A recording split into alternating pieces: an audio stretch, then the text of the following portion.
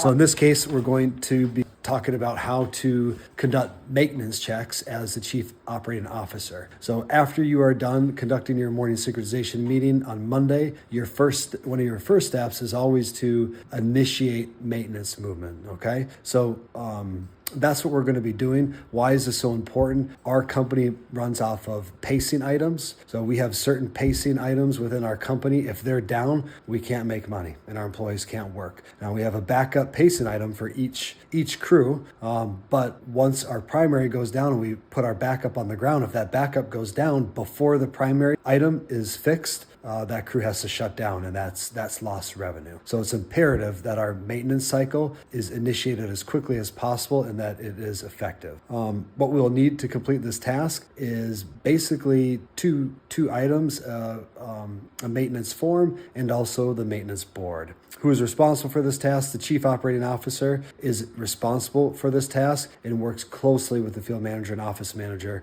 to complete maintenance requests. So now we'll jump into the different steps. The first thing we're going to do is check our inbox for maintenance forms. So if an employee has a maintenance request, they're going to put it here in the inbox. There may also be supply requests on here, but this is what a maintenance request looks like. So if an employee does not have a chance to interact with us, they might just pull a form out and fill in everything for their maintenance form. So you can see we have date, how the item, what item is affected, the description of the problem, how it affects operation, and any additional notes. And then down here is for the staff. As we address these maintenance requests, we go ahead and fill it in, and then we take this piece of paper and we file it in our maintenance book, so we can keep track of what's done and what still needs to be done. The other location we're going to check is our actual maintenance board, or our synchronization board. So on this bottom half of the board, down here, we can see these are all our maintenance items by platform, okay?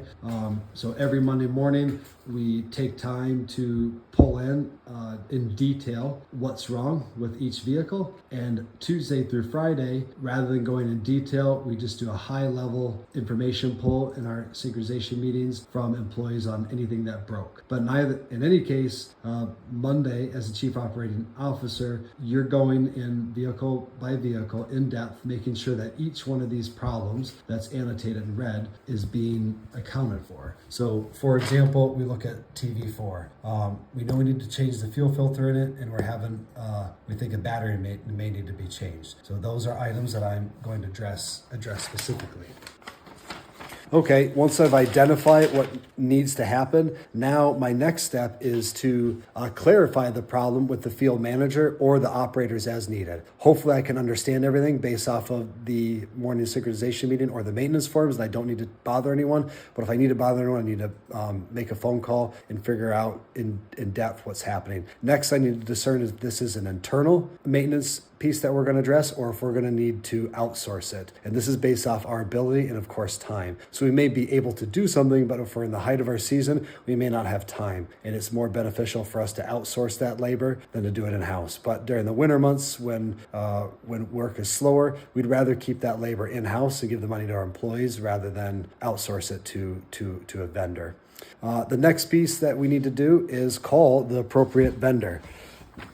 So this is a list of the people that are basically the only phone numbers that you'll need. AutoZone Napa, we have an account there. Of course, McQueen, Flexible Pipe for specialty equipment, WinCam Pipe Tech for software problems, B&L, Ostrich in Montgomery, the mechanic in Stacy, the mechanic in Monticello, the mechanic in Becker, and finally the mechanic in New Prague. So we figure out which one do we need to talk to and make the necessary coordinations. Once that's done, then we're going to go ahead and fill out the necessary form. So remember, on this bottom block, we're going to fill out what we've done, and we're going to initiate that movement and update the board accordingly. So for example, when we get to working TV4 right now, I am going to call B&L in Jordan and see what time they have open. And I'm going to go ahead and schedule an appointment, and then I'm going to put it on our future operations board